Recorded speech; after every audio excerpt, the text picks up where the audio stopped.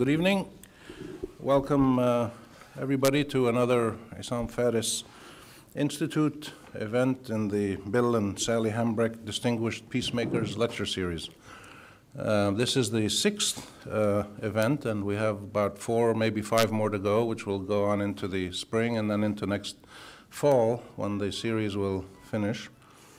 We're very pleased to have tonight Jan Eliasson.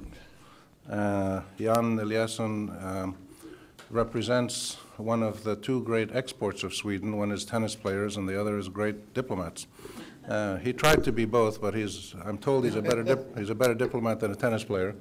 But we'll maybe bring him back to play tennis one day and find out. But we know he's a great diplomat with tremendous experience, and that special combination that I think Sweden and many of the Nordic countries represent, which is a great dynamic engagement, spirit of engagement, a sense of great justice and equity and activism, and to try to tackle some of the toughest issues in the world and not to shy away from tough issues and not to shy away from identifying the real moral and political issues involved in peacemaking and conflict resolution. His experience is extensive. He's worked for over 30, 40 years in diplomacy. He was foreign minister of Sweden. He was president of the General Assembly of the United Nations. He was most recently the UN Special Envoy for Darfur. He negotiated Iran-Iraq, many Nagorno Karabakh, Sudan, Mozambique, Somalia. He's done just about every serious negotiation that can be done.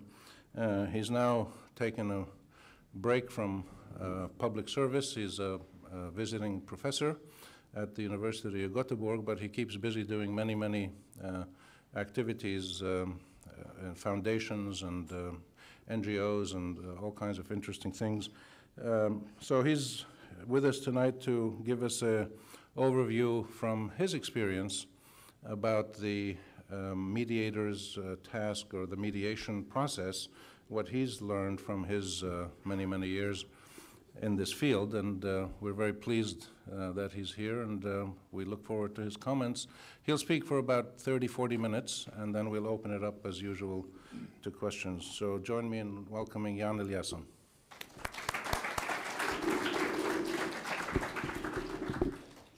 Thank you very much, Rami. When Rami asks, there's no alternative to the answer yes. And it's a great pleasure to be here. I'm honored to give this lecture in this distinguished series of predecessors on the same subject. When you listed all the events and processes that I've been involved in, it was, first of all, of course, a sad reminder of age. But it also reminded me of a situation when I left New York as Undersecretary General for Humanitarian Affairs back in the early 90s. And I had worked with many of these disaster areas, not least Somalia, and also at that time Sudan. And Burma was also an area where I was working. And the lady who introduced me said some very nice things, and I was very touched. But she ended in a way that sort of took the sting away, because she said, and now, ladies and gentlemen, let me introduce to you the man responsible for all disasters in the world. That was what I got for having served and worked on Somalia and Sudan, not only trying to alleviate the situation, but also get the blame for what had happened. Anyway, I have been to Lebanon several times. I was here in 1981. At that time, I was going in a car all over town and outside town and changed cars to meet a person by the name of Arafat. The second time was 1993, after the bombings in the south of Lebanon that summer of 1993. And the United Nations started a humanitarian program in that part, which was highly appreciated. And I met the government under Prime Minister Hariri, whom I appreciated very much. And the third time I opened the Swedish embassy in Beirut. I belong in the category of foreign ministers and deputy foreign ministers of open embassies. My successors seem to be in the tradition rather of closing them. But still I'm very glad that our ambassador, Niklas Kibon, is here. He's posted in a neighboring country, but he likes to be here very much in Beirut, also for the reason that his wife is Lebanese. But you did a great job when we had the evacuation of Swedish citizens in 2006, that sad summer, tragic summer for you Lebanese. This lecture is on peacemaking under the UN flag, the reflections of a quarter century of mediation, but I promise you not more than 40 minutes. And I will go back to some of these experiences. I have been dealing with conflict resolution and direct mediation in three clear instances. One was Iran-Iraq, the Iran-Iraq war, where I first helped Prime Minister Palme, who was Olof Palme of Sweden, who was the special representative of the United Nations in the area, and we worked on this issue for long. He died in 1986, and I took over as personal representative of the Secretary General, 88 to 92. So I dealt with Iran-Iraq for about 12 years. Then my second experience was the Nagorno Karabakh conflict, the conflict between Azerbaijan and Armenia, and of course the area inside Azerbaijan called Nagorno Karabakh. That I did not do for the UN. I did for the OSCE, Organization for Security and Cooperation in Europe. But the third mediation exercise or task that I got, and I'm glad to see my former Chief of Staff here, Jack Christofides, was on Darfur, which occupied my time, and not only time, practically all of me, between 1st of January 2007 and middle of last year. Then I was also involved very much in humanitarian diplomacy. I want to bring in that term because I think there could be an interesting area of diplomacy that could be developed around humanitarian diplomacy. One example was in Sudan 1993, when an area was completely closed off from the outside world, and 50 to 60,000 people were threatened by starvation. And we got a warning from the Norwegian church who had representatives in southern Sudan, and I was sent to Khartoum at that time, and also contacting John Garang of the SPLM in Nairobi, and Loma Kol, who led another faction of the SPLM, to try to get the local ceasefire so that we could save lives, save these people who were locked up. We failed to reach an agreement on local ceasefire, but we changed concept. Here comes the word humanitarian diplomacy, and we changed concept. Instead of negotiating a local ceasefire, we decided to go for humanitarian corridors. It is now an established term, but this was the first time it was established. The beauty of that formula of humanitarian diplomacy was that you didn't have to make an agreement between each other. The government of Sudan at that time, of course, did not want to give legitimacy to what they called terrorists or secessionists or whatever, I forget. But in this case, there was only a commitment to me representing the United Nations at the time. And we, of course, in the name of good humanitarianism, stated that we would help everybody inside this humanitarian corridor, government-controlled villages, rebel-controlled villages, no matter what, and that this was going to be, of course, of positive value to all the people. And it was also time-limited, I remember. So it was a world of difference. When we sort of ran into the wall on a local ceasefire, the situation completely opened up when we moved this to the humanitarian concept of humanitarian corridors. This disproves Shakespeare when he says words, words, words, in a way as, you know, as there was if there is a contradiction between words and action, this really shows that words are action. If you, in this case, change the term local ceasefire to humanitarian corridors. But I was also involved in Somalia and Burma, so on different activities in this gray zone between humanitarian work and diplomacy. By the way, at that time also there was a lot of discussion about humanitarian intervention. You may recall this term that originally, I think, was brought out by Bernard Kouchner when he was president of Médecins Sans Frontières. He called it ingérence humanitaire. And this did not fly. Not only certain members of the Security Council were against it, but also a majority of the developing countries, Africa, Asia, felt that this was risked to be a political Trojan horse and that this was be used as a pretext by larger countries to get involved in the internal affairs. Now we have another term that we may come back to in the question period, if you so like, which is called responsibility to protect, which is a completely different way and, in my view, a much more acceptable way to look at the same subject, namely, how can we accept that solidarity often stops at a border and not at human beings in need.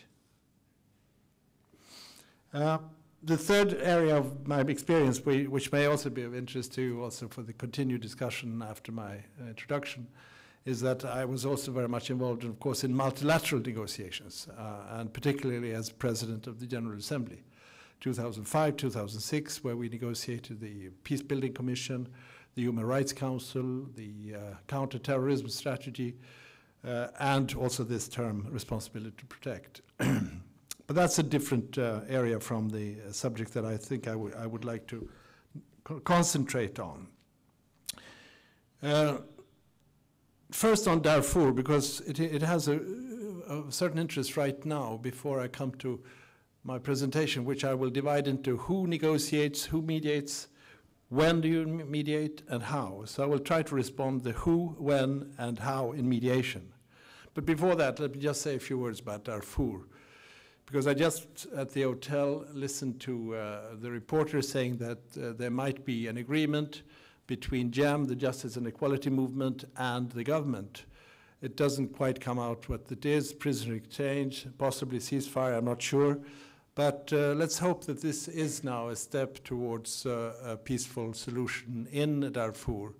The question mark is whether the other movements in Darfur will come up and join JEM with this, in this agreement. It's an agreement between only one of the movements, but there are several, at least I would say 5, but particularly the SLM led by Abdel Wahid in Paris is a crucial one.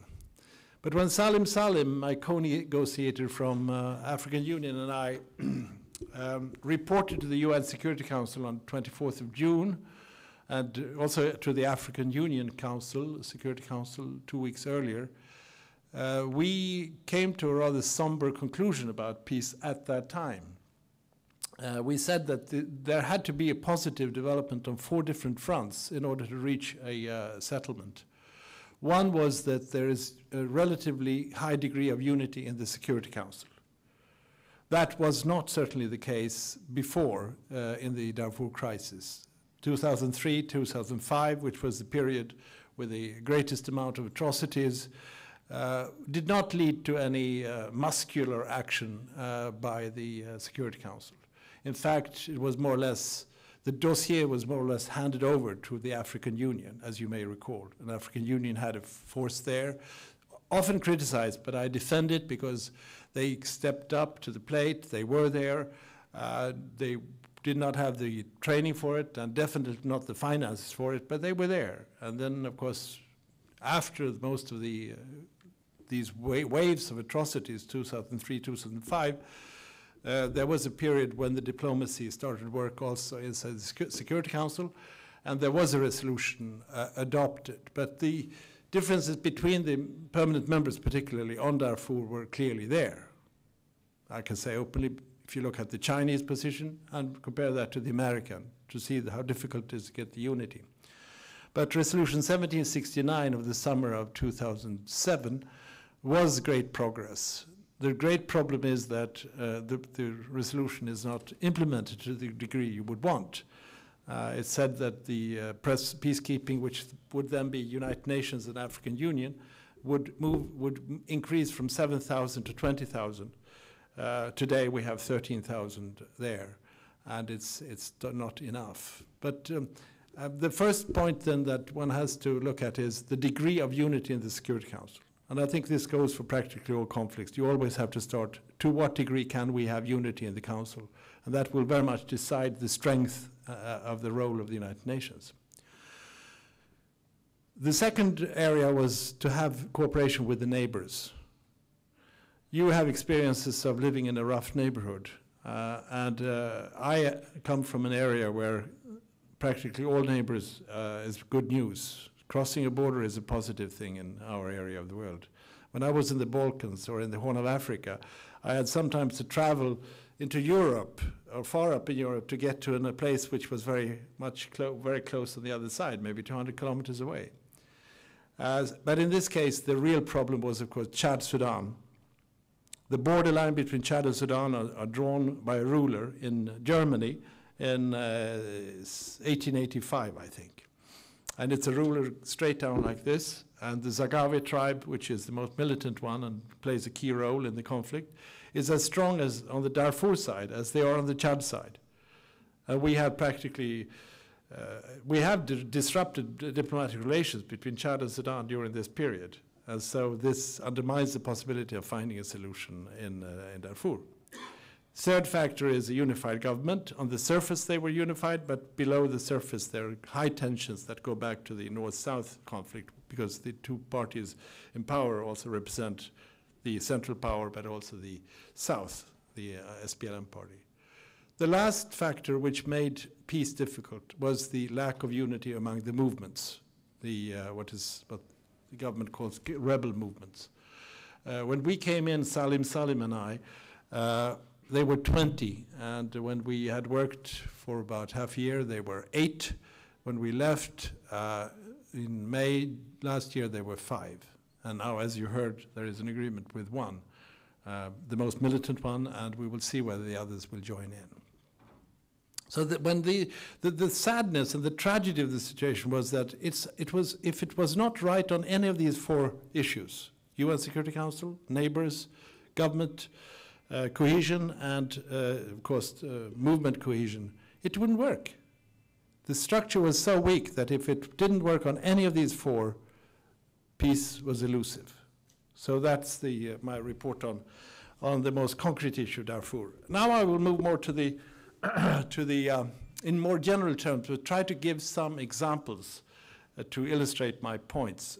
Answer the question, who, when, and how in mediation. The who is very important, and I think not enough attention is given to the choice of mediators. I would divide them into 3 categories.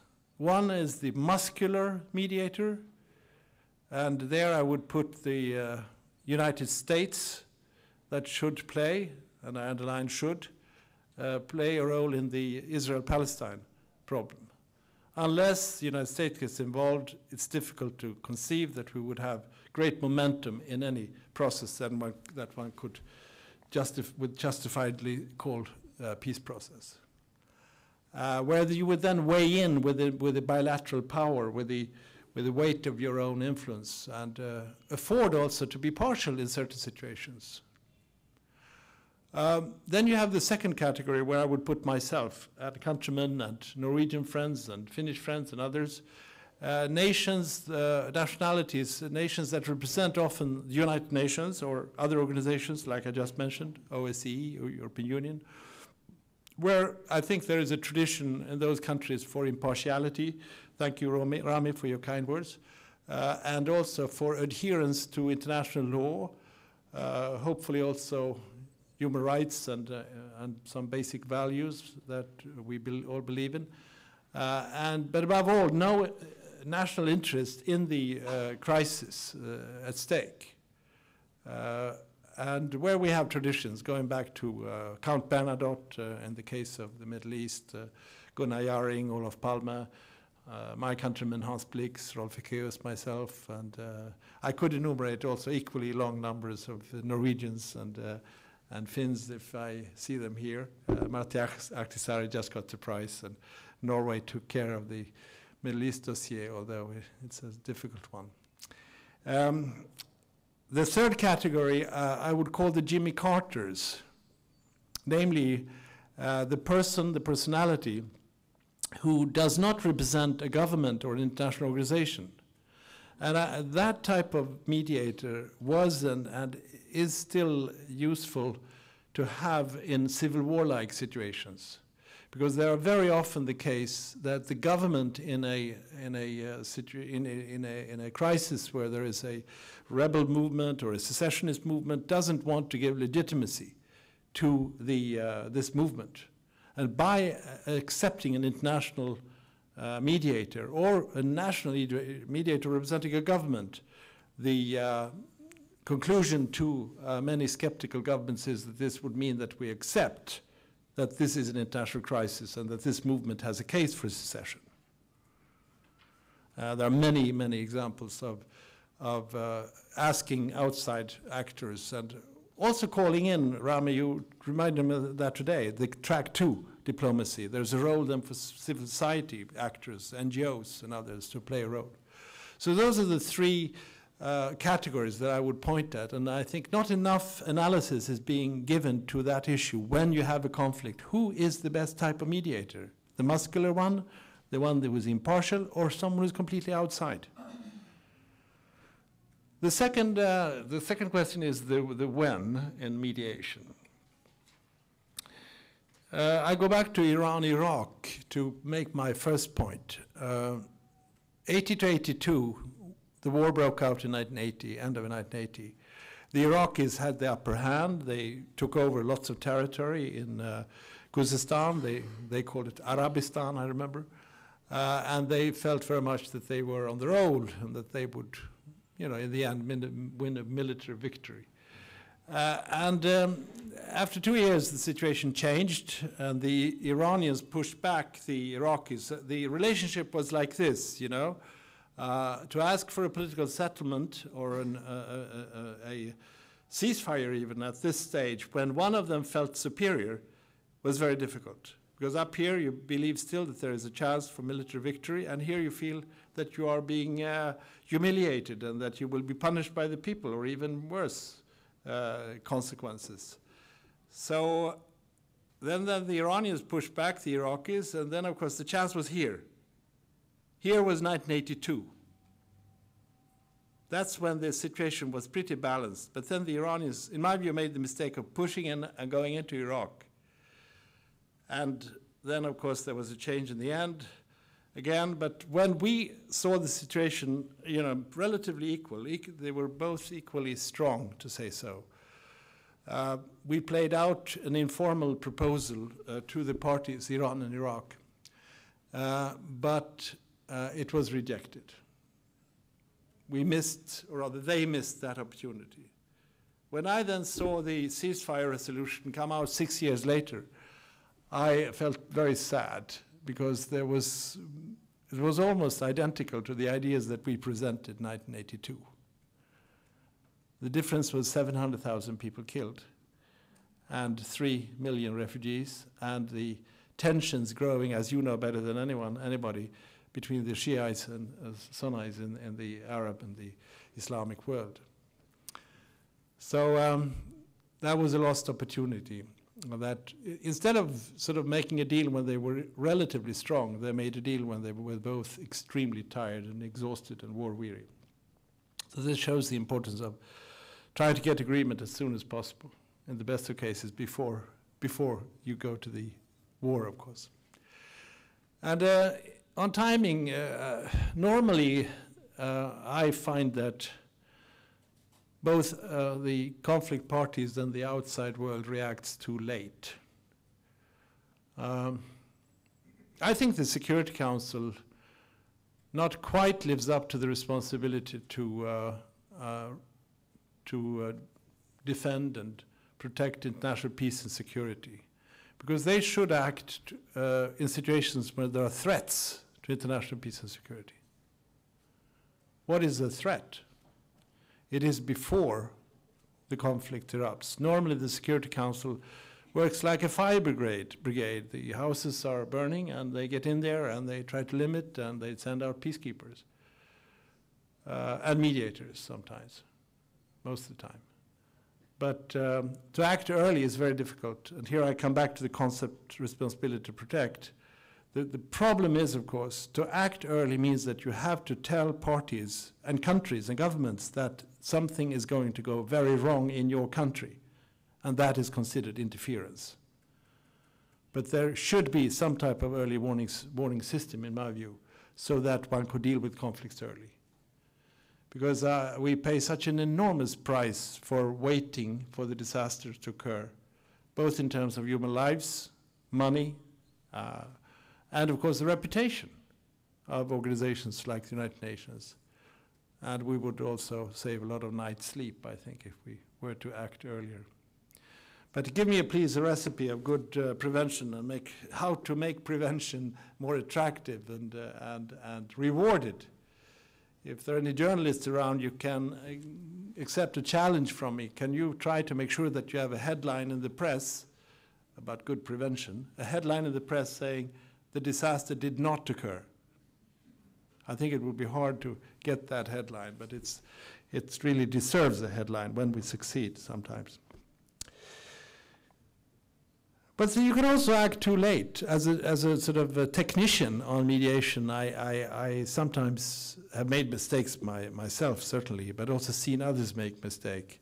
When you don't see that you have to make sure that you do your arguments and play out your different negotiation cards at the right moment. The timing of proposals is extremely important. It should also be analyzed much more. What is a fallback position, and when do you come to that? If you come out with a fallback position too early, you may ruin the whole negotiation. And if you come out with a proposal which is not prepared with the parties, and the proposal is rejected, and that comes out, in the public, then you can't come back to the same wonderful ideas you may have had. So any of you who get involved in mediation, think about that, how important it is not to also choose the wrong time to present your case. And also decide also who else you get involved, who are the most important actors to influence the parties, should they be informed about what's going on so that they could exert their influence if they are on the same line of trying to reach a settlement. I think I would stop there at the when. I will now come to the how. And here I will be a little bit more personal, because when I was became visiting professor at Uppsala last year, I went through my mediations and tried to be systematic about how I've both succeeded and failed. And there are as many examples on the failure side as there are on the success side. And I came to the conclusion that the reasons for not getting the agreement, apart from something that I will talk about in the end, of course, political will and strength on influence on outside actors, but in the mediation work, the reasons for failure or success fall in my book in 4 categories. 1, timing, that I just mentioned, the timing issues. But secondly, cultural understanding in wider sense, and I'll explain that. Thirdly, language, the word. And fourthly, personal relationships. That's where I ended up, to explain my failures and my successes, apart from the ones that I can blame on others, like the parties or United Nations. And I'll say a few words about those 4 things. I've already said what I need to say on timing. Cultural understanding. I think it's very important that when you are involved in mediation, and I think this also goes for societies, these experiences I think are valid generally, because you can also apply this to negotiation situations and how to achieve also internal peace inside our own countries. So some of this may be applicable even to Lebanon. But the cultural understanding has to do with creating the basis for trust. If you come like I from the Arctic Circle practically, with very little experience apart from what I have achieved during the years, without learning about the cultural factors, religion, history, traditions, means that you come to a negotiation situation cold. And you are not taken seriously if you are not sort of digging deeper. If you think that you can go on this page with all the rational arguments that you have analyzed and think that you can achieve results, it's wrong. And not only is this important to achieve results and be successful, but to put it very simply, you have more fun. Because you have a much richer experience in the environment in which you live. If you want to go to see the church or the synagogue or the mosque, or if you ask about the patterns of the embroidery or that Ellen and I talked about last night, these things make your life also very much interesting. I drove my budget director, and I'm glad Niklas is here, at the foreign ministry crazy, because when I sent out my missions, I always added 4 or 5 days for them for staying away. And he said, this budget director, you're crazy. You don't know how much the Hotel Rotana costs in Khartoum or whatever. And I say, I would rather do that so that they are taken seriously than having them back in 2 months and they have lost this, they have sold out all the good arguments and come out with their best proposals. No, let them stay. They should go there, get to know, have lunch, talk people, warm up, you know. I think we Nordics need to do more on that. And also, I can give you an example then, a pretty fun example. I was negotiating in Tehran and Baghdad on the implementation of Resolution 598, 88, which finally ended this fighting after 8 years. And this was the beginning of what should have been a peace agreement between Iran and Iraq, which never took place, of course, because of the Iraqi invasion of Kuwait. But I was shuttling between Tehran and Baghdad for the whole of 89 and 90 to get the different elements of that resolution through, and by that stabilizing the peace between Iran and Iraq. Both negotiators, on both sides, they are very tenacious, very persistent. But I think the Iranians take the prize. They are extremely skilled negotiators. And I spent a lot of time on one particular point, which I thought was an interesting and positive point. It was on paragraph 8, I think it was, on regional stability, arrangement for regional security. But they kept being very suspicious and did not accept my views. And for me, it was a pretty innocent thing, something that could bring the negotiation forward. And for once, I lost a little bit, not my patience completely, but I felt very tired after the third day hearing the same thing. So I used a word which I shouldn't have used. In English, I was negotiated, and I said, let's break up. And what I meant was to have a break, for me to go to the hotel and drink coffee or sleep for a while and come back at 7 o'clock. But evidently that translated into Farsi, into Persian, became, it's over. I don't want to see you. I will go to the airport. It's over. No more negotiation. This was the translation from break up to Farsi. And it was a very strange atmosphere. The head of negotiation of the delegation on the Iranian side looked at me. Rightly, he said, listen, this is a very important issue. It's a matter of national security for us, this type of discussion. And I felt very guilty. And I said, this is the end of my diplomatic career. And then he very rightly, he really turned the knife on me. And he said, and by the way, what do you want to do instead of negotiating?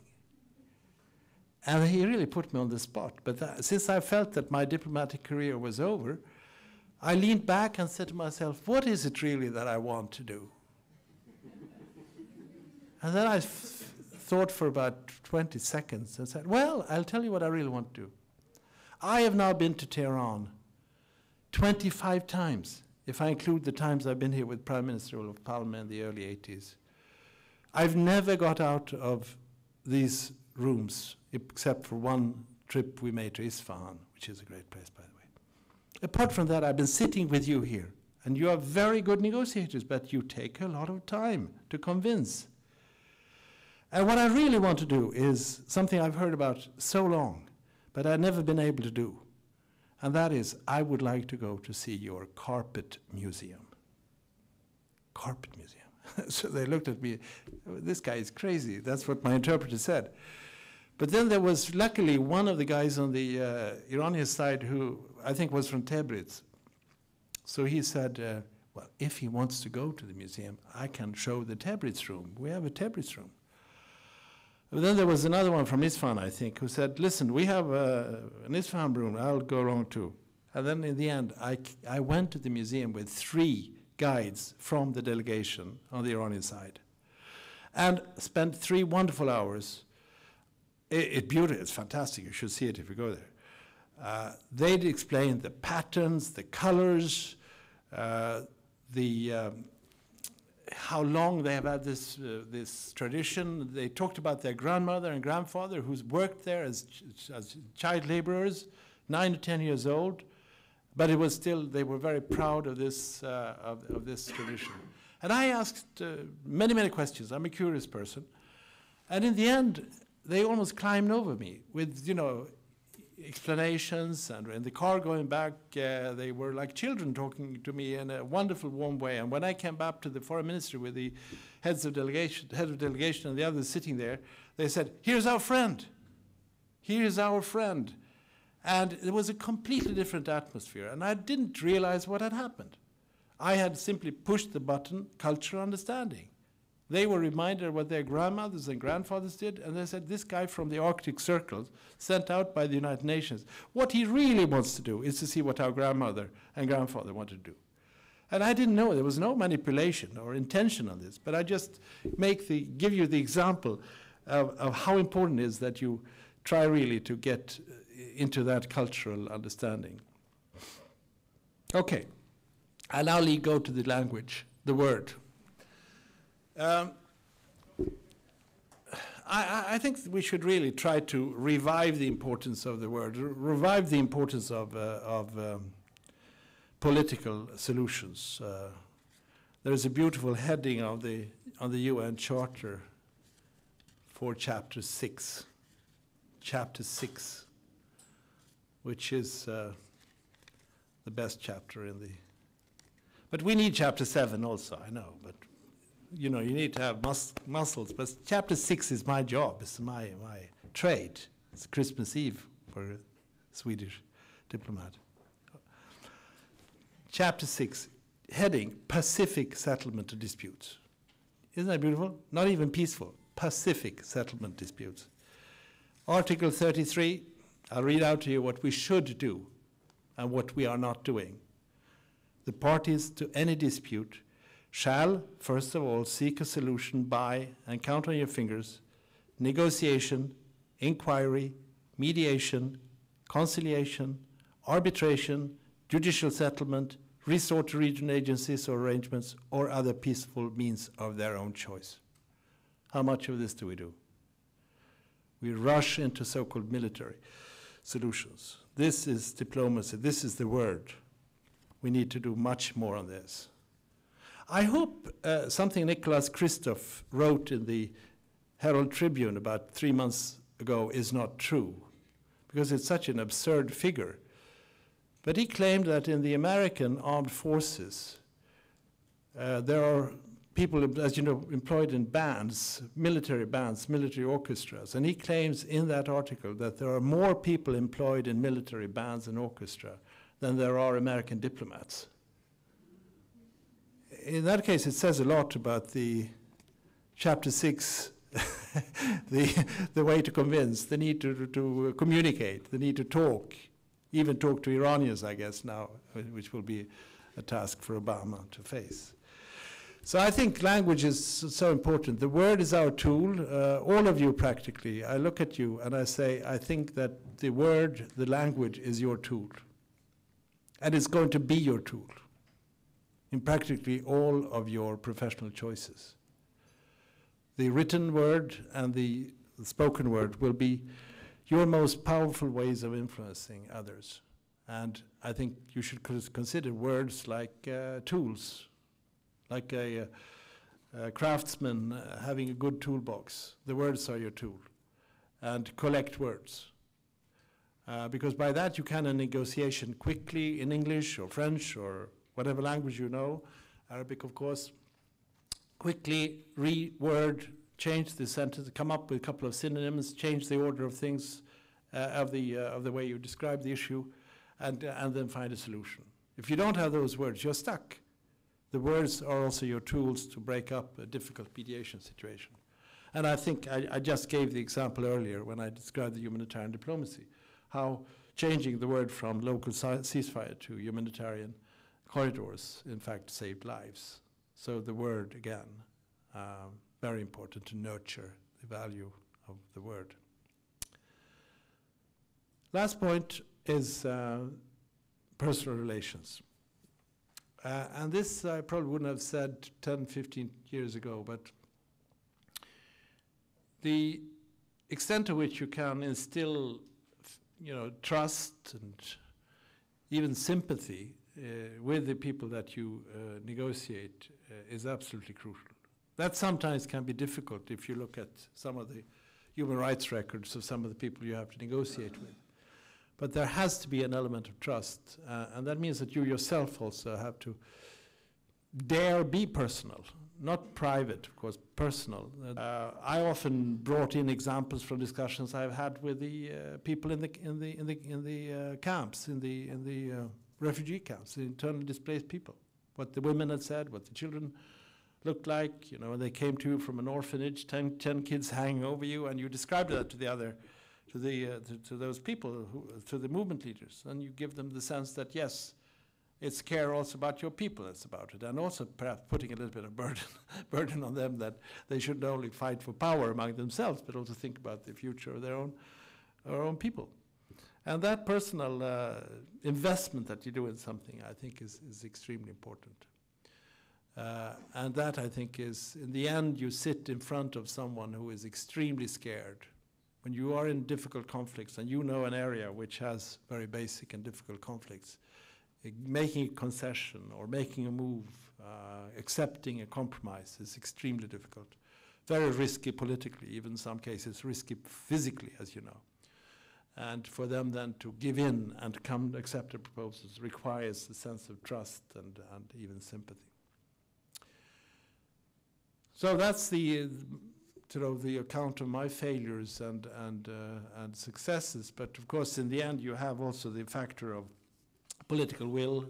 The parties to a conflict have to have a minimum of political will. I said at a discussion at lunch today that a mediator is like a person who brings the horses to the water hole. You can bring them there. It's a very, very difficult task. And once they are there, you cannot, I don't know if any one of you have tried, you cannot force the horses to drink.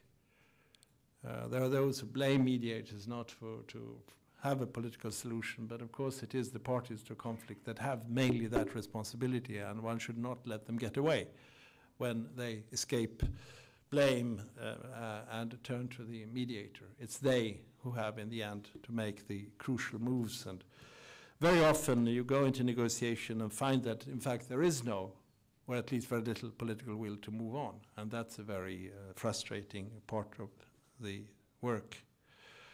And then, of course, my very last point is that for the future, I think mediation should not be seen in the limited sense that I have described now. You should also make sure that you have a number of factors that make sure that you also deal with the lasting nature of the solutions, that deal with the long-term effects. And this means, in my view, that you have to try to integrate the efforts of peace and security with the efforts of development and the efforts of achieving human rights, and I would add also the efforts of achieving global good governance. When I was President of the General Assembly, I worked very closely with Kofi Annan, and in the summit meeting in 2005, 16th of September, there is a beginning sentence of the whole document, which I think summarizes what I mean on this point. It's in fact the agenda for the United Nations, but it should also be the framework in which you must see the possibility of having lasting settlements, lasting solutions. And that is, there is no peace without development, but there is no development without peace.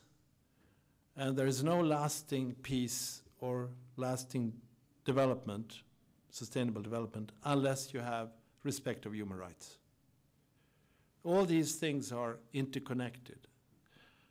And in the same way as I described Darfur being such a difficult solution, conflict to solve, the same way if you have a situation in an area where you lack on any of these sectors, the continued conflicts, undermining development, or poverty that seems almost to be structural. Then you have the reasons for conflicts to some degree. And of course, if you have lack of human rights, you don't have a really sound society where you can have good debate and have dialogue without any inhibitions and creating the best possible solutions. To this, I would add good governance, where you need to have governments that accept responsibility for the welfare of their people. There is far too many governments. There are so many risks now, particularly with our financial crisis, economic crisis, with great unemployment coming out, that governments will not be able to deliver. Might not, for good reason, not be able to deliver. But if there is also then failures of management or corruption, or even criminal syndicates influencing governments, then you may have many explosions around the world, and therefore good governance is also an important factor in making sure that you have lasting solutions. So I would end at this, and have I talked 40 minutes? I did, yes. Thank you. Swedes are normally very taciturn. I should be very, speak much less than I do, but it was great to be with you, and thank you, Rami, for the invitation. I'm very honored to be here.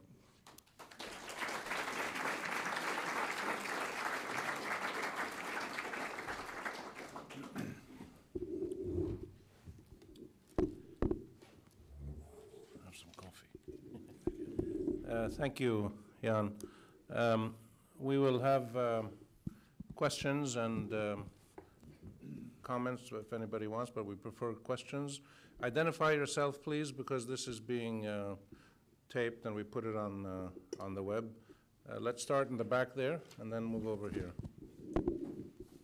Hi, my name is Sean Lee.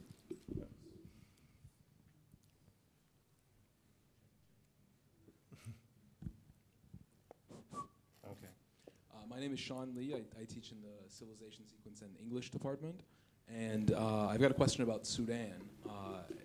The 2011, of course, according to the 2005 Comprehensive Peace Agreement. Is that better? Closer, yeah, okay.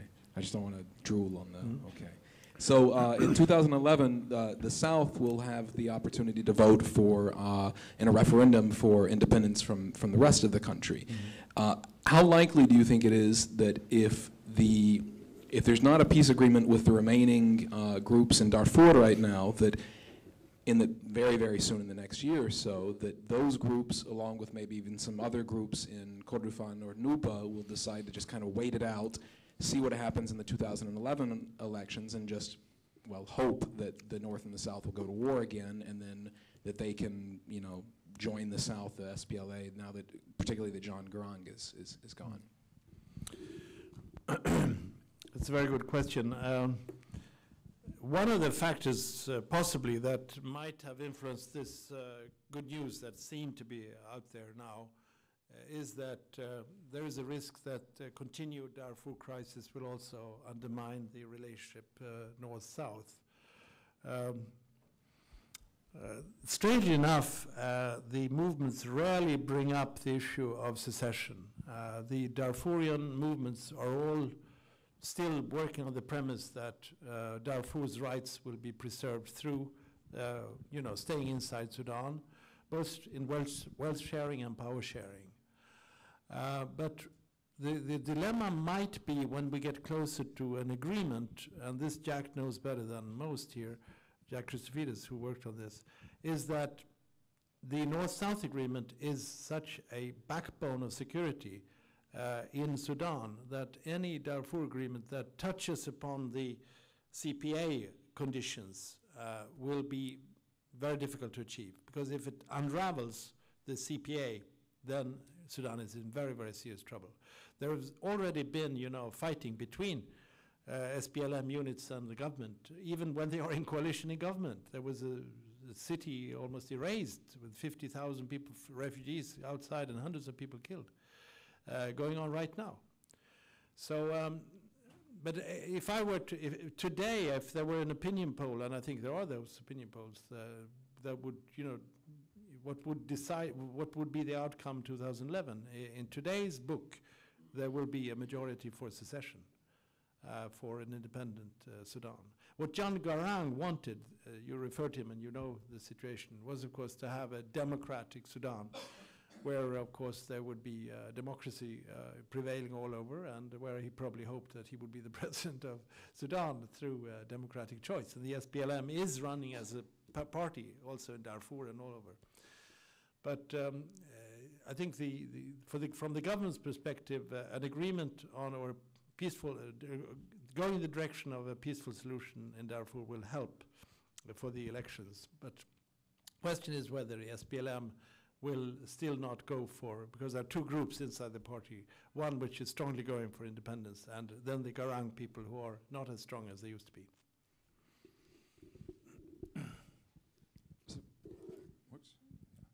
Sven Behrend, Carnegie Endowment for Peace, Beirut office. I would like to hear your assessment of the effectiveness of the mediation efforts of Qatar.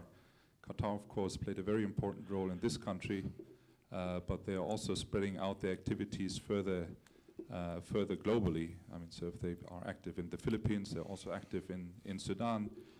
Also, you have talked about the cultural awareness in your talk. Is that something that the Qataris in particular bring into when they engage in mediation? Also, their contribution to sustainable development. You said when peace is negotiated and when it shall stick, there needs to be some sort of economic development associated to that.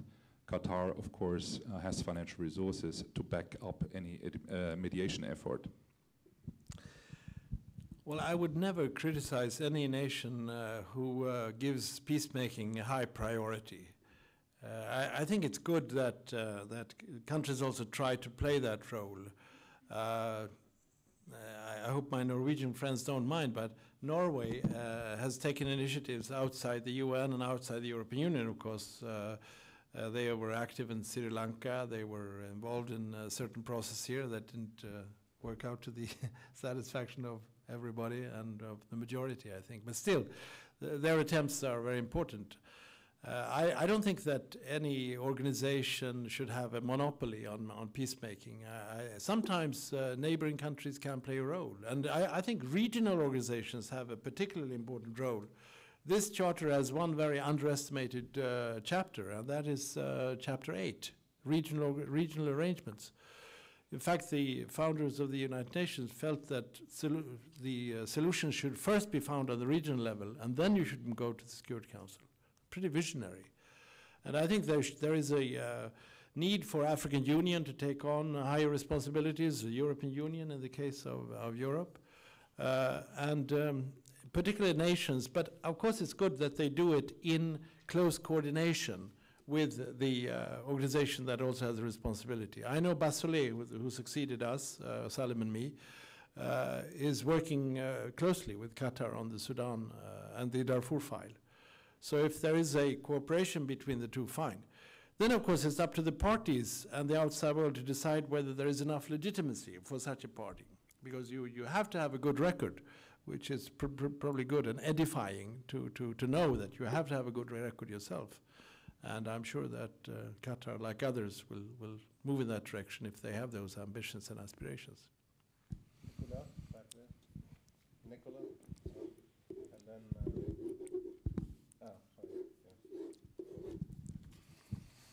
My name is Guus Meijer. I'm a consultant for International Alert, temporarily based in Beirut. I was a bit surprised that you limited your categories of mediators to the three you mentioned, the muscular ones, the small, nice countries, and the Jimmy Carters of this world. Because there are also, I think, NGOs of no fame and really that can be kicked out quite easily, no power. The San Egidio community, for instance, that negotiated or mediated the Mozambique peace agreement. There are many others, the Center for Humanitarian Dialogue, and there have been examples even in the past. The Quakers in the Biafra War, for instance, played quite a significant role that is hardly ever mentioned by anybody. Sometimes Yeah. it spills over into more official channels of mediation and negotiation.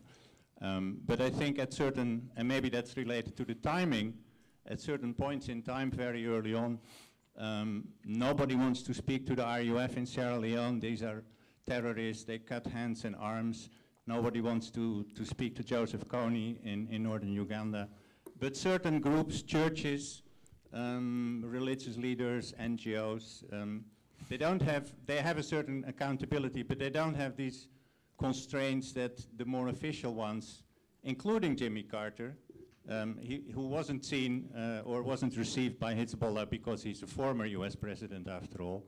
So certain groups don't have those constraints. As I said, they may play a useful role. I wanted to make a second observation about timing maybe, and related to your 3 or 4 nice concepts of peace, development, human rights, and good governance. Several wars are ended rather by a peace through war strategy. I myself am quite familiar with Angola, and of course the war only ended when the UNITA leader was killed by the government, who in 1999 decided really to go for a full-out military offensive. The same seems to be happening in Sri Lanka at the moment. Certainly the Angolan case, good governance, human rights, development maybe, but development in quotation marks. I mean, it's the kind of big infrastructural works that are going on. So it's all very questionable whether that kind of, well, should we call it peacemaking, but at least ending civil wars has a kind of positive outcome. Yeah, well, just as an addition to. I don't think I have many comments to the second aspect. I'm in the business of peaceful solutions, and sometimes there are drastic methods used by parties in unending conflicts, but the sooner you deal with the political solutions, the better. Which doesn't mean that you accept impunity. I mean, there has to be an accountability for war crimes and for crimes against humanity and all that, which is built into responsibility to protect. But I may have passed this too quickly, but when I said Jimmy Carter, I also mentioned the track 2 diplomacy and other actors, and I definitely include in that category the organizations and the actors that you mentioned. One of the important aspects of bringing in organizations and personalities that you mentioned is that, first of all, you would also avoid this problem of giving a reason for the governments to refuse to talk, but you would also bring in the public opinion aspect.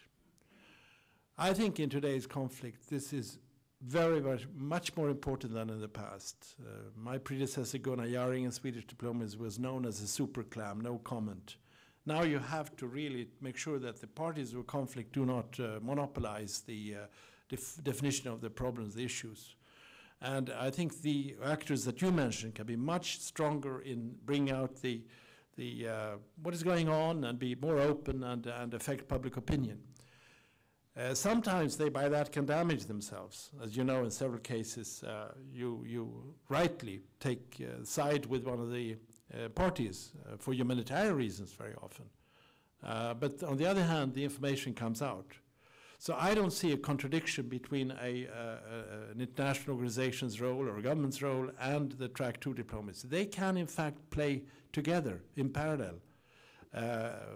And I don't mind sometimes to work in parallel with the track 2 side. You know, on Darfur, as you know, Jack, we went to see the women's groups, we went to see the civil society, and used that quotation mark as a pressure on the parties to bring about the political talks. No, you're right. The first case is they should definitely be included, and I wanted to do so, but next time I'll be more clear on that point. Can we have some students? Any questions from students? We can take a couple of questions at one time, perhaps. Rami, I have the microphone. All right, we'll take a couple of questions at one time. You've got the mic, and then a couple of students. We'll take 3 questions and then come back. Go ahead. And we'll So, go to the other side of the room. in a way, I'm a student. I'm a PhD candidate, but at the same time, I'm teaching at the University of Zurich. My name is Nikola Kosmatopoulos, and I'm a teacher of anthropology of violence. And I'm very happy that you're here because I would like to delegate a question of a student of mine.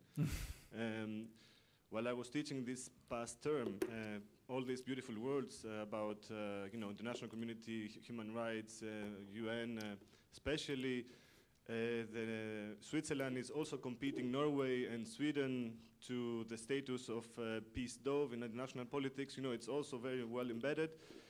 This student of mine came up with two things, two boards, two diagrams. One diagram was portraying the amount of money paid for the UN, the budget of the UN, by 15 major UN payers. And you put it on the board nicely. The next, he also brought along the major arms exporters in the world. And fascinatingly, they were almost identical.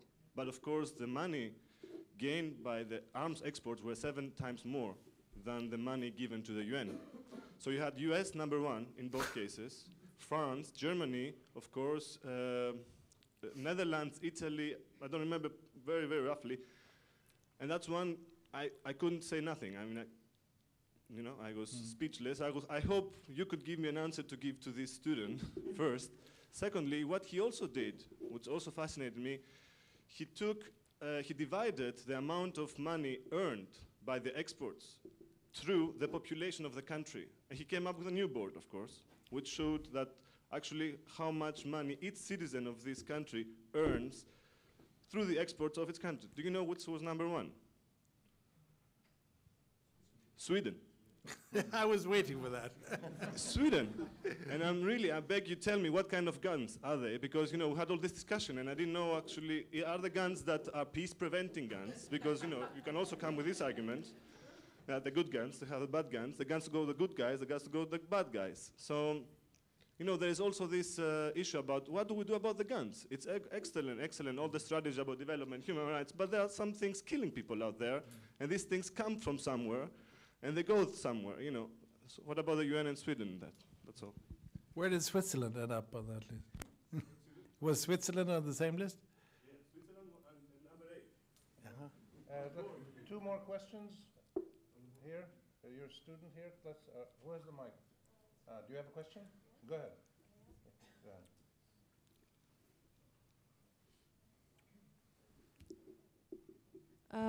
Hi, my name is Rania Masoud. I'm from L'Orient Le Jour newspaper. My question is about Sudan. The International Criminal Court is, as we know, about to issue a warrant against President Bashir. I would like to have your opinion about how will this influence the peace negotiations, and will it give it a push or undermines it? So, thank you. And let's take here, right in the front.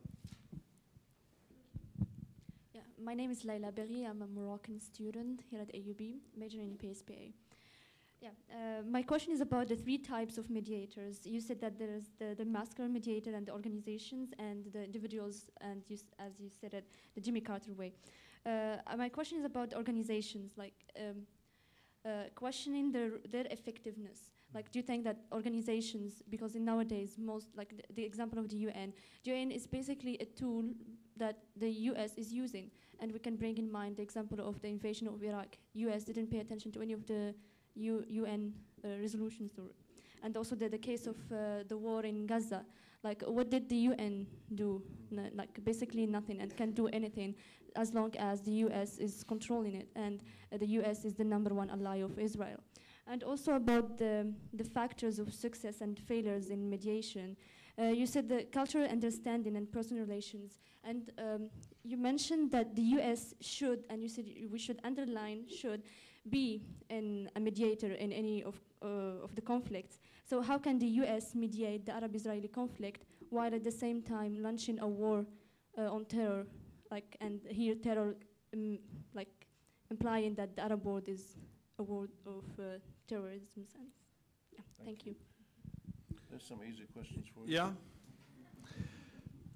Well, I read your question as a cri de coeur and a very legitimate one about the absurd division of resources to war making and peacemaking. I was making the case of military bands contra diplomats, but I think this goes also generally.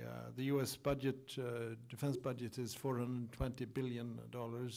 If you add the Afghanistan and Iraq budgets, you come to up to $580 billion.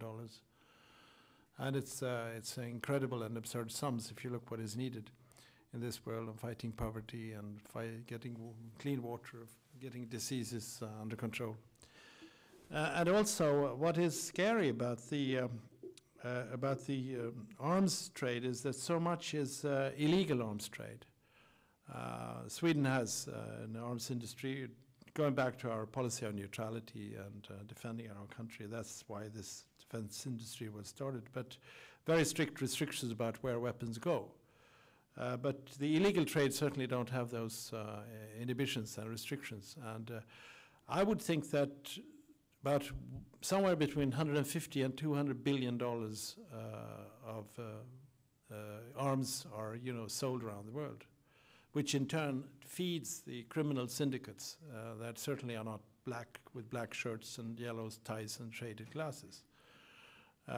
And if you add to that the $200 or $300 billion in the turnover on narcotics and $100 billion on prostitution, with 1.2 million children and women sold as merchandise around the world, and look, amass that money and see where is it in the international system, and see the relationship to undermining public sectors and societies, then you see how scary the developments are. On Sudan,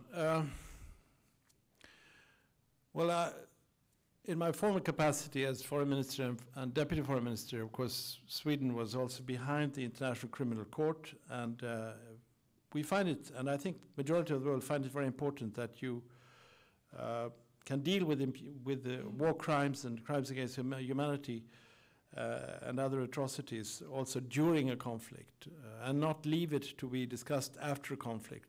The Nuremberg principles, of course, were guiding very much the issues of accountability and responsibility in the past. So basically the ICC role is very important, and I commend it. But I would not be honest with you if I wouldn't say that sometimes this can be difficult. For instance, in the Uganda situation, you have the leader of the LRA, Kony, evading signing on to the agreement that Chisano and others have been negotiating. And the reason evidently being that he is up for ICC processes. In the case of Sudan, if you allow the expression, the jury is out. There were many who feared that there would be an immediate effect on the situation for the UN staff, UN personnel, even the whole peacekeeping operation. But I would say that there are also very many signs that there were attempts from the Bashir government to get closer to a political process. Bashir went to Darfur, he wanted to have more contacts, and I think our successor had an easier dialogue than Salim and I had afterwards. I don't know now what is the latest, whether the judges of the panel have decided, and I haven't seen that yet come out. It's not out yet, is it? They're expecting soon, yeah. So we'll see whether they also determine whether he should be charged for genocide. You know that Ocampo brought out war crimes, crimes against humanity, and genocide. I think the reason why this process has lasted so long is the difficulty of defining that last point, because you have to prove intention.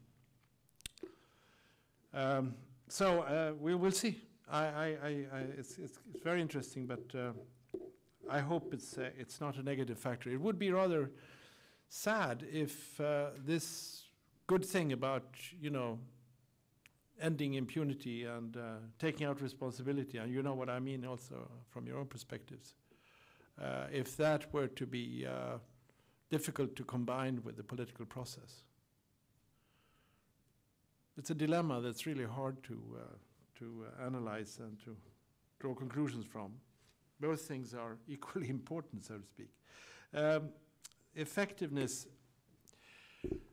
I'm a friend of the United Nations, but I'll tell you what, I'm not an uncritical friend of the United Nations. I have felt so much frustration through the years. I thought in my innocence that the Cambodia genocide was possible because of the wet blanket of the Cold War preventing action in the Security Council. You would either have a Western so-called veto or a Chinese or Russian veto on action on Cambodia, that horrible genocide. Then comes the end of the Cold War, and you still see them. Rwanda, Bosnia, what happened to the Kurds in Iraq. Still no action from the Security Council.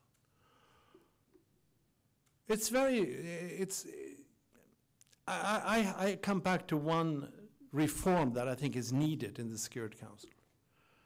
I think the Security Council should adopt a veto-free culture.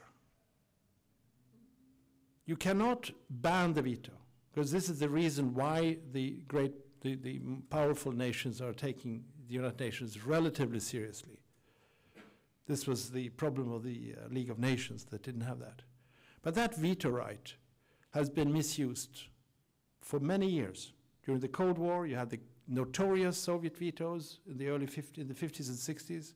There are vetoes that I think we should be ashamed of, both on South Africa and Middle East, from the Western nations in the 70s and 80s. And you have this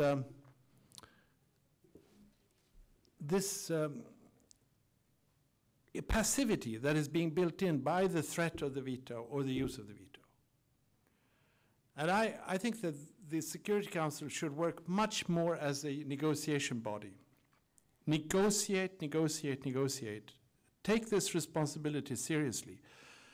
I am jokingly saying that the Security Council should consider a veto a failure, or even, or if not that, bad taste.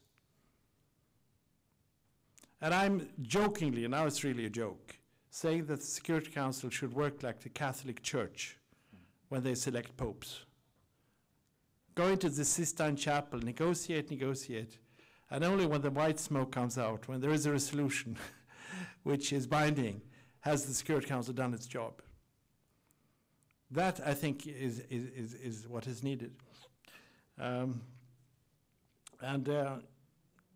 What is extremely sad is, of course, the weak role of the United Nations. And I would also add the European Union. I wish we were stronger on the Middle East issues. I was foreign minister during the summer of 2006, and I remember my frustration in not getting the European Union to require a ceasefire quicker than we did.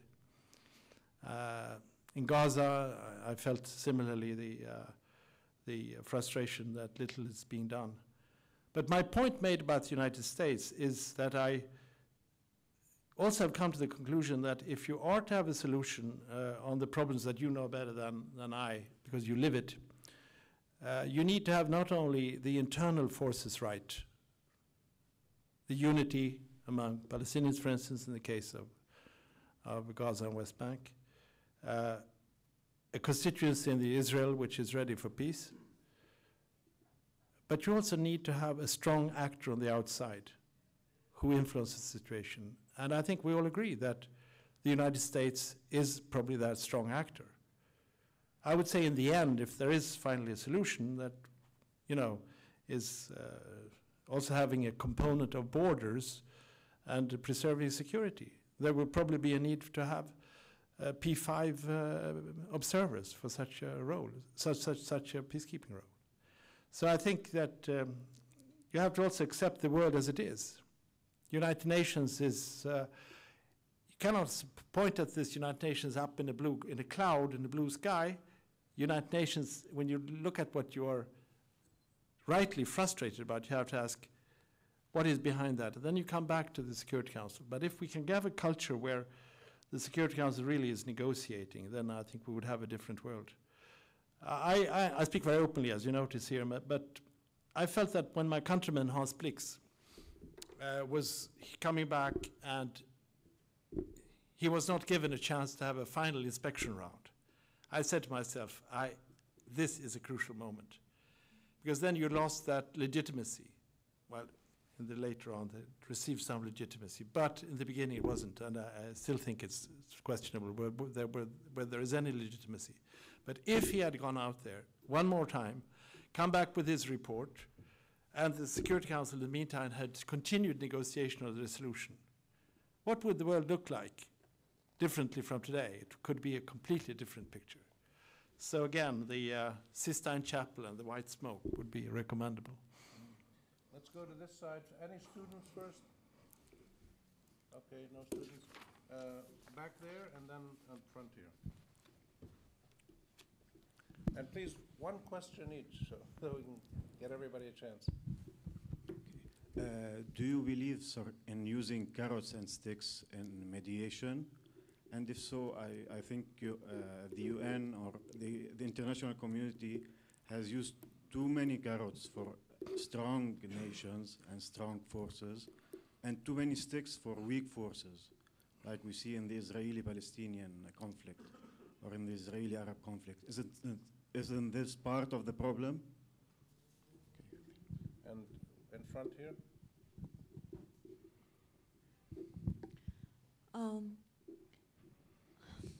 Dissecting a notion like mediation in a way is a very sobering exercise, because you go into the nitty-gritty of each aspect of it.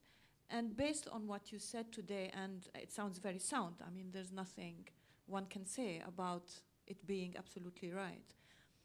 This, in a way, puts the Israeli-Palestinian conflict beyond the resolution, because not only are your 4 conditions that should exist for a mediation to be valid do not exist, none of them.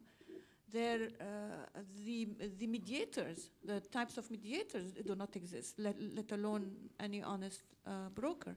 And when there was an honest broker like Norway, let's say, I mean, the agreement was left woefully lacking. I mean, settlements and refugees were nowhere to be seen. That's one. Second is that I think the final blow was the co-opting of the United Nations and the European Union into this quote-unquote quartet that made it move as a single body, under the influence of the United States, obviously. And instead of having multilateral, each one is a mediator, it is a mediator that balance one another, they're all in one lump. And I think this was a very hard blow to, in a way, to exacerbate the already existing impossibility of the situation. I'd like your comment. Third one, Ambassador Guy. Sorry, I'm Francis Guy, British Ambassador. You can't leave us not knowing what happened after your carpet discussion in Iran, especially given that, I know, serious question. You suggested that the regional security role of Iran was very important to the solution on Iran-Iraq. It's still an outstanding question, I would suggest, the role of fitting Iran into a regional security element could help us somewhere towards answering Ellen's question. So we need to know whether your carpet excursion helped or not. That's great. If I can just add to that, do you believe that the Iranian nuclear issue is resolvable diplomatically, and what is your suggestion about how to go about that? That's an easy one. Yeah, that's Come on. Oh, you really make me work with this, huh? Yeah, well, yeah. Anyway, that's fun. Thank you very much. Great questions. Great questions.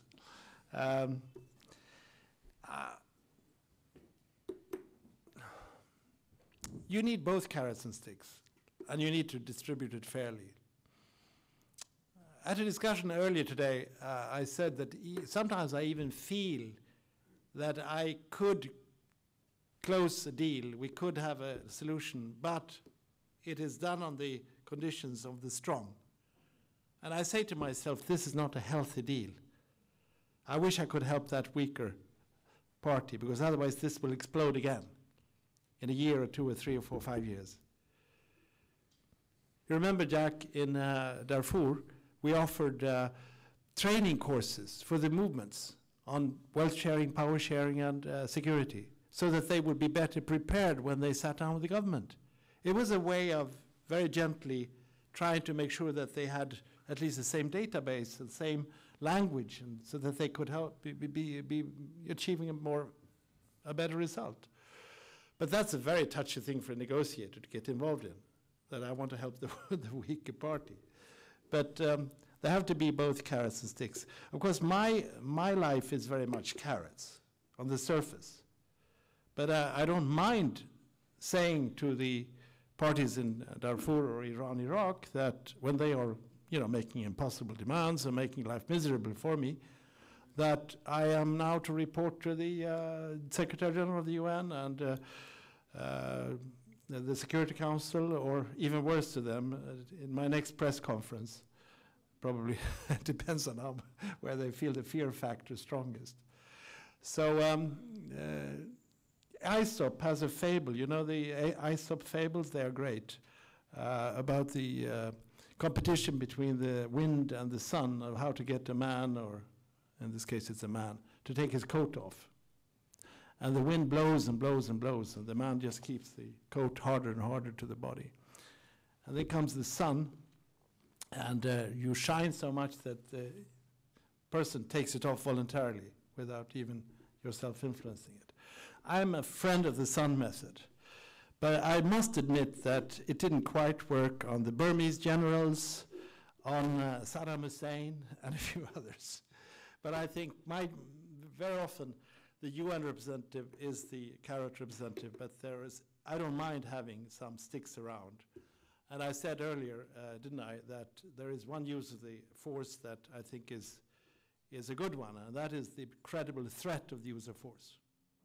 If there's a credible threat of the use of force, that's good, and that presupposes unity inside the Security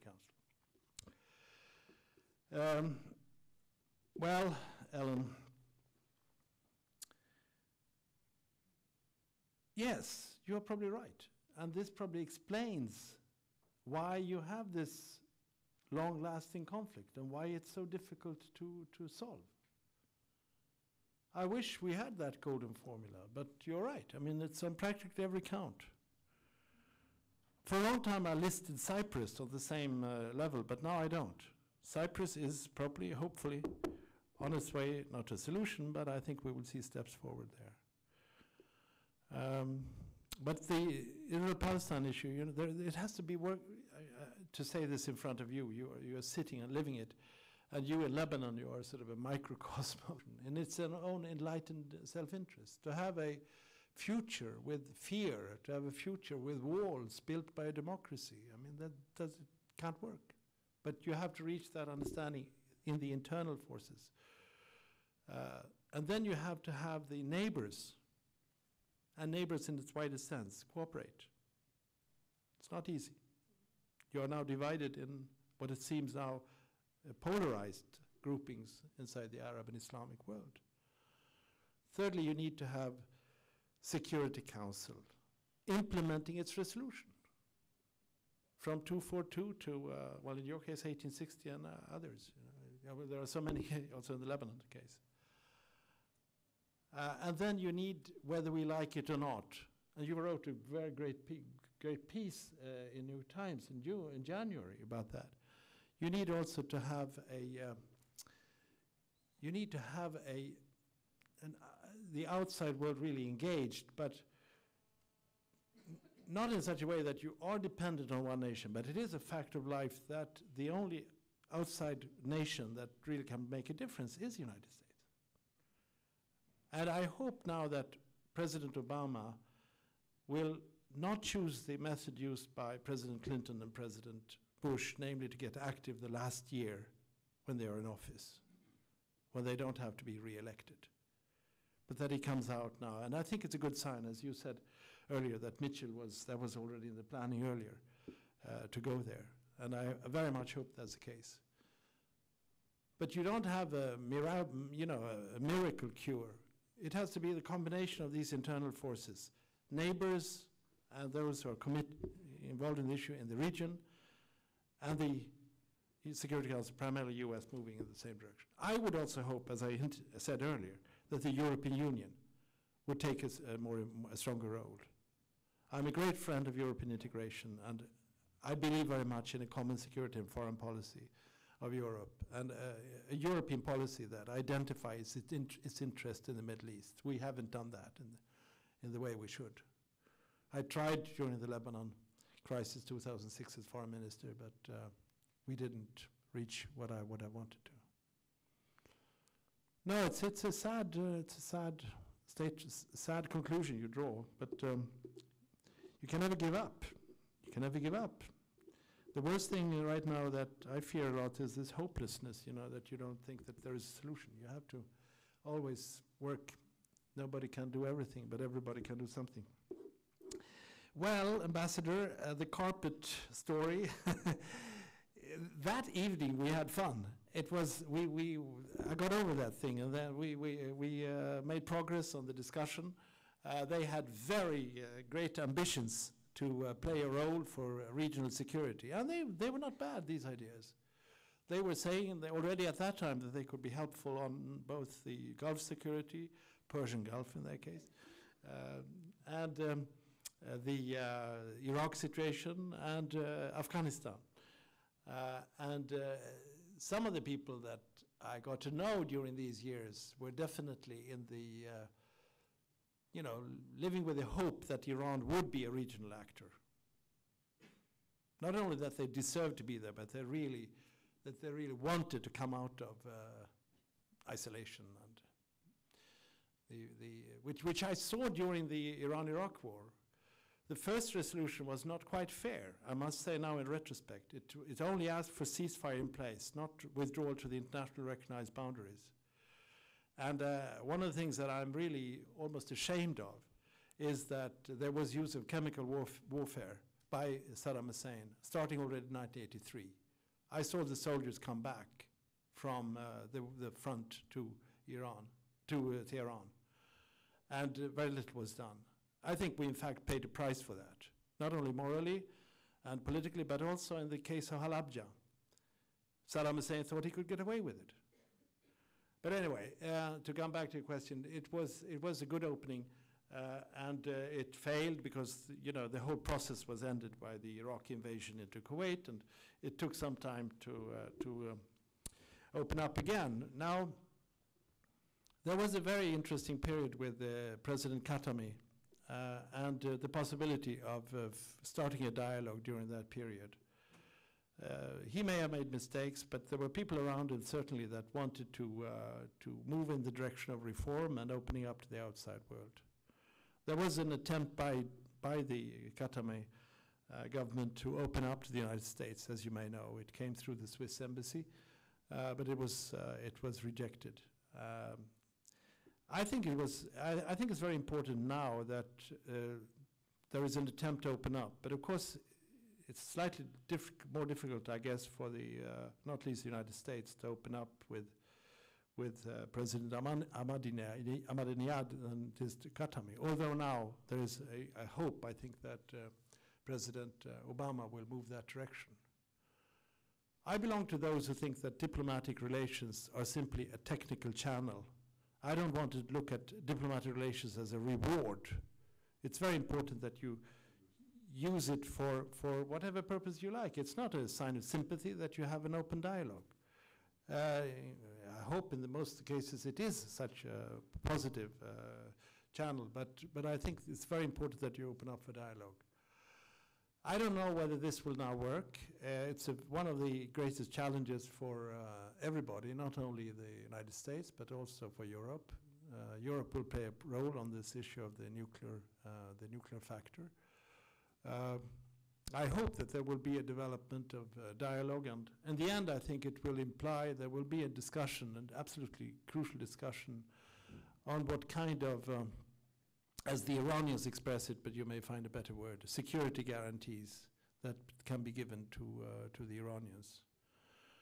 I think there is a diplomatic solution to this.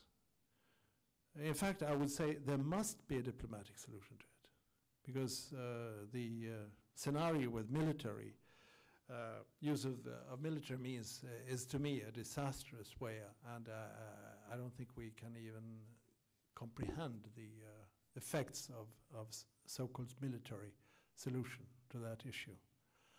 And I think there is a tremendous burden, both on the Iranians, of course, and on European powers, the three who do it now together with Solana, and the United States. I hope there's a good cooperation. I would also bring in the Russians. I think Russia could be a very important actor also. This, I think, should be a #1 diplomatic priority now, to get that dialogue going. And there is a solution. I think there is a solution. Problem now with the nuclear energy situation, Rami, is that when the non-proliferation treaty was done in the late 60s, there was no discussion about the fact that high enrichment uranium was so close to, producing weapons. They didn't know that at that time.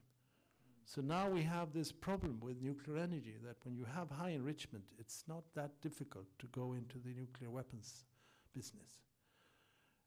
And that requires then a strategy which is both true to the non-proliferation treaty, but also takes political considerations.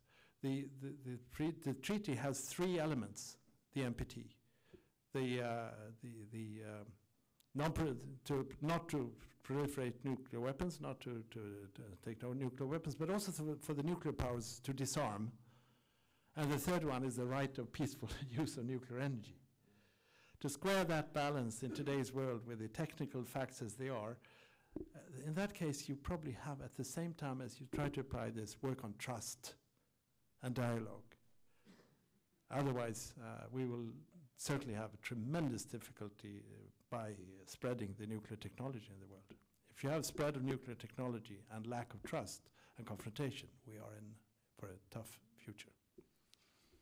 Last round here and back there. Thanks very much. Terrific talk, Jan. Thanks very much for that. I don't have your long experience, but I do come away with 2 incontrovertible bits of evidence about peacemaking. Number 1, the Beirut Rotana Hotel is 1/3 of the price and twice as good as the Khartoum Rotana Hotel. So stay a little bit longer here. They ruined me in Khartoum.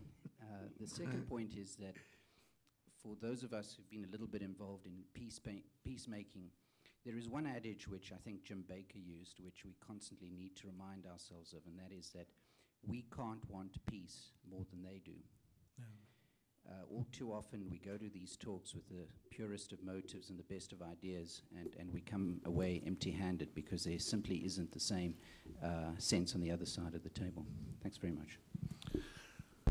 I agree completely. Back there. Yeah, that too. Well, my question branches from the question that Leila previously asked about the muscular mediator. From complete isolation to absolute partisanship in foreign policy, and translated, yes, in foreign policy, mainly through the control of the Security Council. Where do you believe that this muscular mediator, this strong key player, can find the golden mean? And do you believe that the world will remain ultimately a political monopoly, or eventually we have other muscular mediators in the gym? Yeah. Thank you.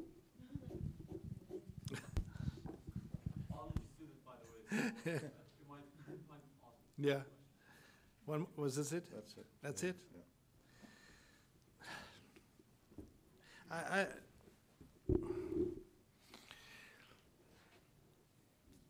No, I think we have to sort of, you have the ideal world and you have the real world. And in the ideal world, you have a strong Security Council which is fair, which takes steps preventively, and where the veto is not used irresponsibly. That's how all of us want this world to be. Now, if that's not the case, then you have to push and find other actors to do the job.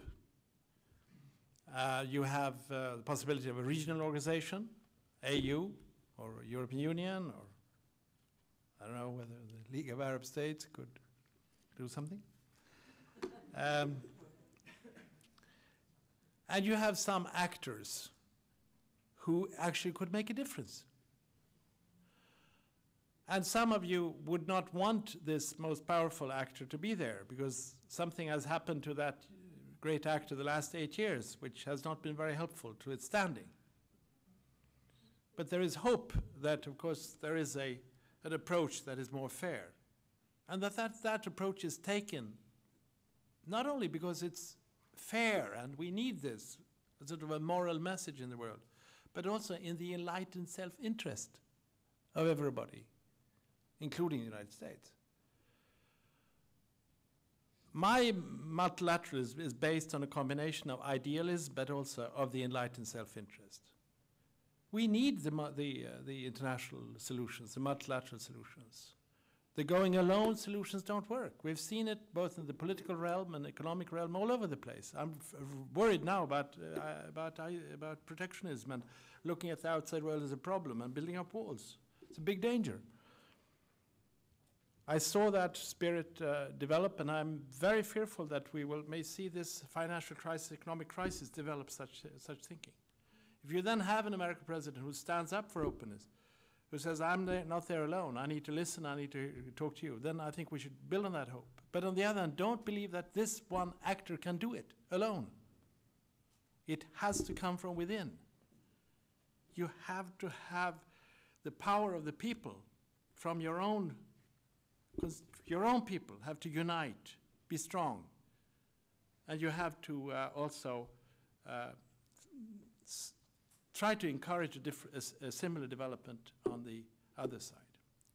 Finally, I think that, and I said this at lunch today at another discussion, I would wish that we would now, when finally this Cold War that was a wet blanket all over the world, when this is over, this period is over, we still haven't yet drawn the conclusion of the end of the Cold War. In fact, we were disappointed that the end of the Cold War didn't bring about more positive things. We saw an explosion of civil wars. We saw ethnic and religious factors exploding in our face. I was UN ambassador at the time. I was astonished.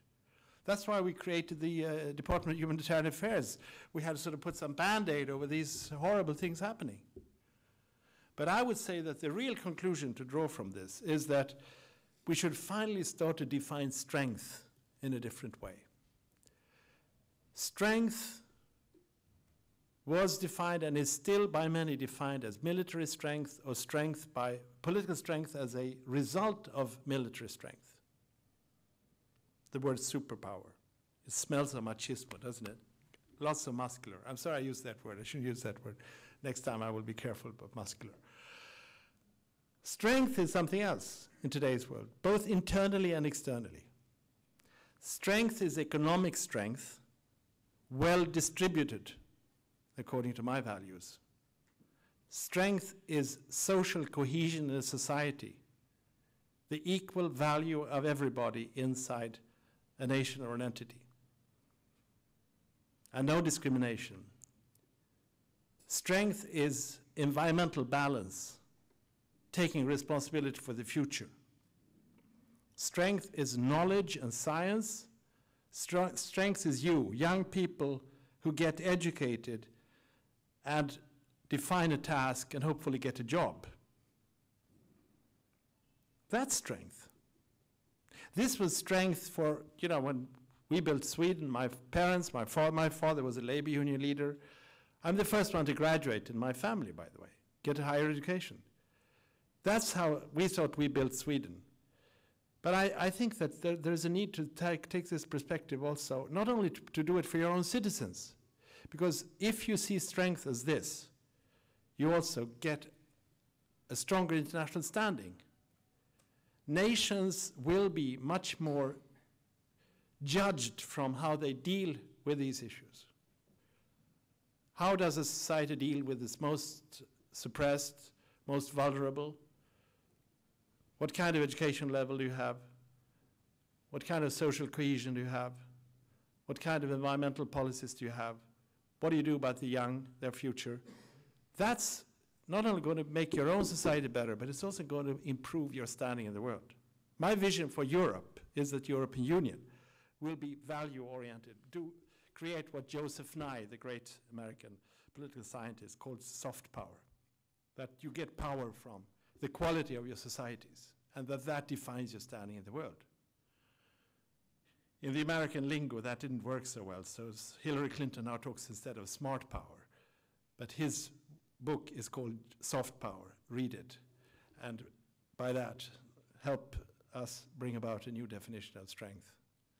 Thank you very much. Thank you.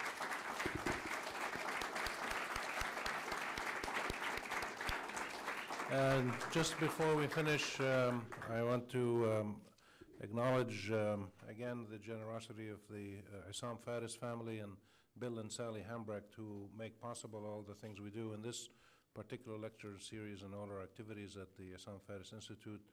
To thank you all for coming, and to thank Jan once again. And we will have one or two more of these lectures of distinguished peacemakers before the end of the year, and we'll continue into next fall. Thanks.